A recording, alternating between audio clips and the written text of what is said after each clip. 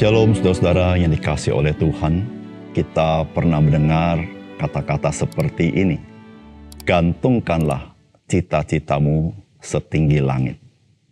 Namun saudara, saya percaya saudara juga pernah membaca bagian firman Tuhan yang mengatakan seperti ini.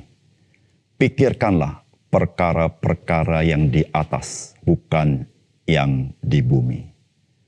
Tempat di mana Kristus bertahta. Saudara, inilah yang harus menjadi kerinduan kita sebagai orang percaya.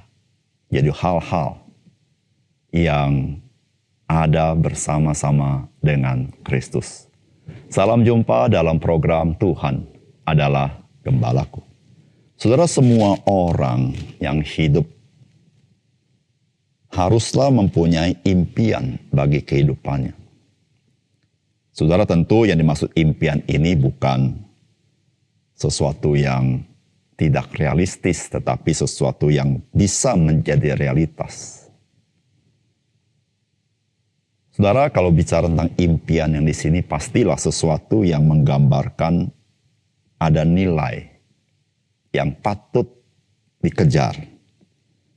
Karena nilai itu memberikan makna dalam kehidupan kita, dan itulah yang disebut dengan impian. Saudara, sebagai orang percaya, apakah impian kehidupan kita?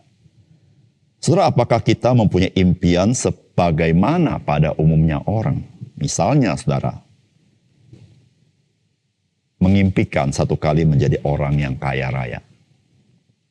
Atau mengimpikan satu kali menjadi orang yang terkenal di dunia ini. Atau mungkin mengimpikan satu kali menjadi orang yang sukses. Saudara, semua impian yang tadi saya sebutkan itu, saudara, sebetulnya ada di dalam wilayah anugerah umum Allah. Maksudnya adalah, semuanya itu bukan hanya orang percaya bisa menerima, tapi orang-orang yang tidak percaya juga mengalaminya. Karena Allah itu Allah yang generous. Dia baik kepada semua orang yang baik atau yang jahat.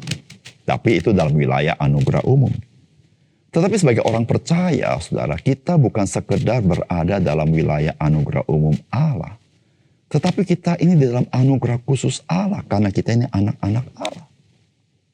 Jadi sebagaimana kita ini adalah orang-orang yang mengalami anugerah khusus, saudara, impian apa yang patut kita rindukan, yang tidak dapat diterima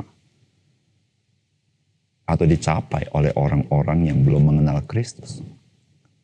Saudara, kita boleh memuliakan Tuhan dalam kehidupan kita.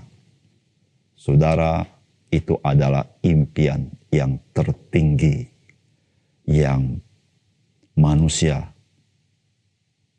bisa capai bukan dengan kekuatannya sendiri. Saudara, memuliakan Tuhan itu lebih daripada sekadar menjadi kaya. Lebih sekadar daripada menjadi orang terkenal. Lebih dari sekadar menjadi orang sukses.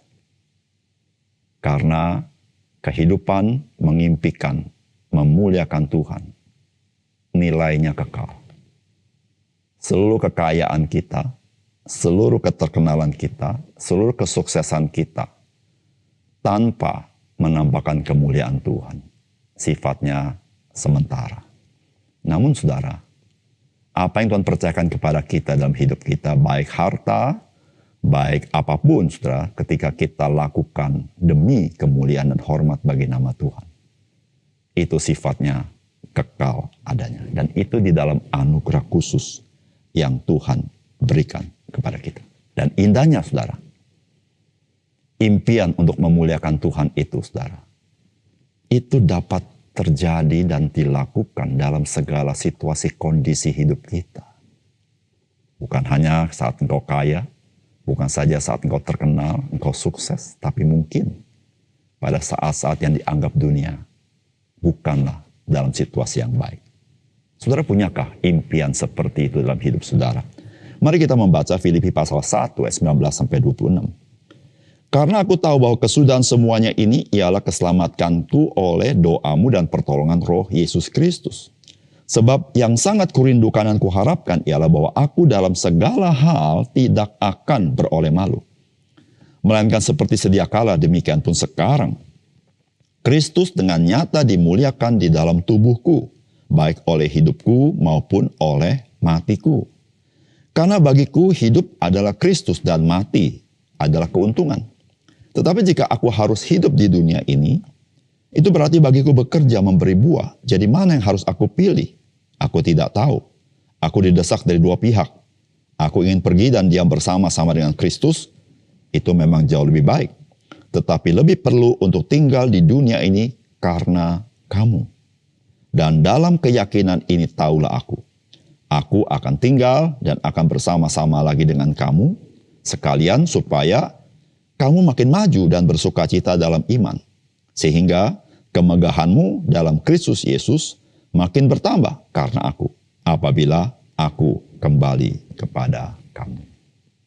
Saudara yang dikasihi oleh Tuhan, Rasul Paulus sudah menceritakan bagaimanakah dia bersikap di dalam penjara. Dan saat ini dia menceritakan mengapa dia bersikap seperti itu. Apakah yang memotivasi hidupnya? Saudara, hal inilah yang membedakan antara Rasul Paulus sebagai orang percaya dengan orang-orang yang tidak percaya di dalam penjara. Saudara, motivasi apa yang mendorong hidup kita. Saudara, itu mengekspresikan hal yang berbeda dengan orang yang punya motivasi yang berbeda. Oleh karena itu, saudara, apa sebetulnya yang memotivasi Rasul Paulus sehingga dia bisa seperti itu di dalam penjara? Saudara, apakah pesan firman Tuhan bagi kita? Saudara, yang pertama, saudara hiduplah memuliakan Kristus. Dan hal itu hanya dapat terjadi ketika hidup kita adalah Kristus. Saudara, firman Tuhan berkata begini, sebab yang sangat kurindukan dan kuharapkan ialah bahwa aku dalam segala hal tidak akan beroleh malu. Melainkan seperti sedia kala, demikian pun sekarang. Kristus dengan nyata dimuliakan dalam tubuhku, baik oleh hidupku maupun oleh matiku.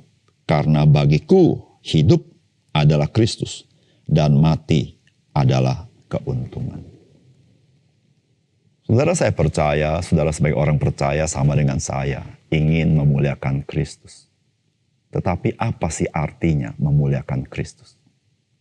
Saudara, dari bagian ini kita mendapat secercah cahaya kebenaran. Saudara, siapakah manusia yang dapat menggambarkan kemuliaan Kristus? Tidak ada, saudara. Saudara, semua manusia bercacat celak, tidak kecuali orang Kristen. Saudara, orang Kristen dimampukan Allah untuk memuliakan Kristus. Tetapi bagaimana caranya? Saudara, Rasul Paulus mengatakan seperti ini. Sebab yang sangat kurindukan kuharapkan ialah bahwa aku dalam segala hal tidak akan beroleh malu. Melainkan seperti sedia kala, demikian pun sekarang. Kristus dengan nyata dimuliakan di dalam tubuhku, baik oleh matiku, oleh hidupku, saudara.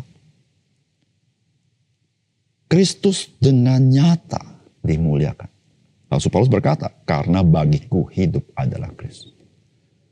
Saudara, kita baru dapat memuliakan Kristus ketika Kristus itu nyata di dalam hidup kita. Saudara, bagaimana Kristus itu nyata dalam hidup kita? Ketika kita hidup adalah Kristus. Itu yang Rasul Paulus katakan. Aku hidup bukan aku lagi, tetapi Kristus yang hidup di dalam aku. Saudara, di sini memberitahukan kepada kita bahwa kita bisa memuliakan Kristus tidak pernah lepas daripada Kristus yang bekerja dalam hidup kita dan bertahta dalam hidup kita. Saudara, kita tidak pernah dapat memuliakan Kristus dengan kekuatan kita sendiri, dengan kemampuan kita sendiri, dengan pengalaman kita sendiri. Saudara, kita bisa memuliakan Kristus itu semata-mata ketika Kristus itu nyata di dalam kehidupan kita. Saudara kasih dalam Tuhan, Hidup memuliakan Kristus hanya dapat terjadi ketika saudara dan saya, hidup kita ini adalah Kristus. Oleh karena itu saudara, siapa yang bertahta dalam hidupmu? Saudara, hidupmu seperti itu. Ketika Kristus bertahta dalam hidupmu, maka kemuliaan Kristus nyata di dalam hidupmu. Yang kedua, satu alasan yang memuliakan Tuhan bagi kehidupan yang Tuhan karuniakan bagi kita adalah ketika kita ini mau berbuah bagi Tuhan dalam hidup kita. Yakni hidup menjadi berkat bagi orang lain. Saudara, firman Tuhan berkata begini, tetapi jikalau aku harus hidup di dunia ini, itu berarti bagiku bekerja memberi buah. Jadi bagaimana? Jadi mana yang harus kupilih? Aku tidak tahu, aku didesak dari dua pihak. Aku ingin pergi dan diam bersama-sama dengan Kristus, itu memang jauh lebih baik. Tetapi lebih perlu untuk tinggal di dunia ini karena kamu. Saudara membaca bagian ini, bukankah hidup Kristen itu sangat indah, bukan? Hidup Kristen itu, saudara-saudara, baik di dunia akan datang adalah hidup yang bermakna, bukan? Saudara, orang Kristen, kalau dia setelah mengakhiri hidup di dunia ini, dia mendapatkan kemuliaan bersama-sama dengan Kristus.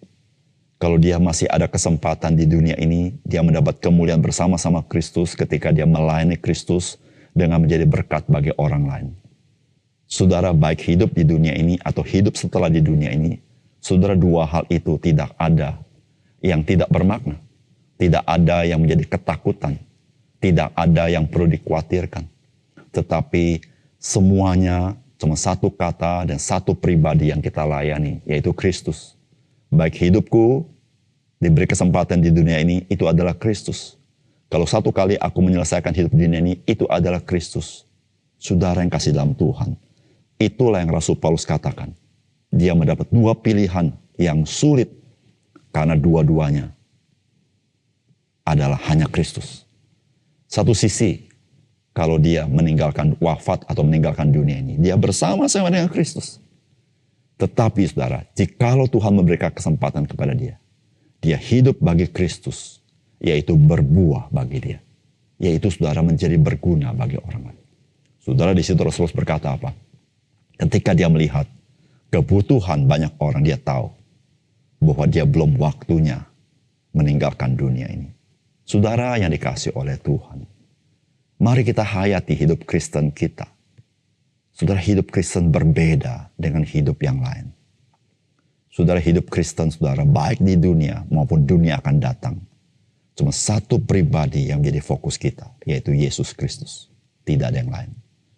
Dan saudara, baik hidup yang akan datang kita mendapat kemuliaan bersama-sama Kristus. Hidup di dunia ini pun kita mengalami kemuliaan Kristus yang nampak ketika Kristus bertahta dalam hidup kita.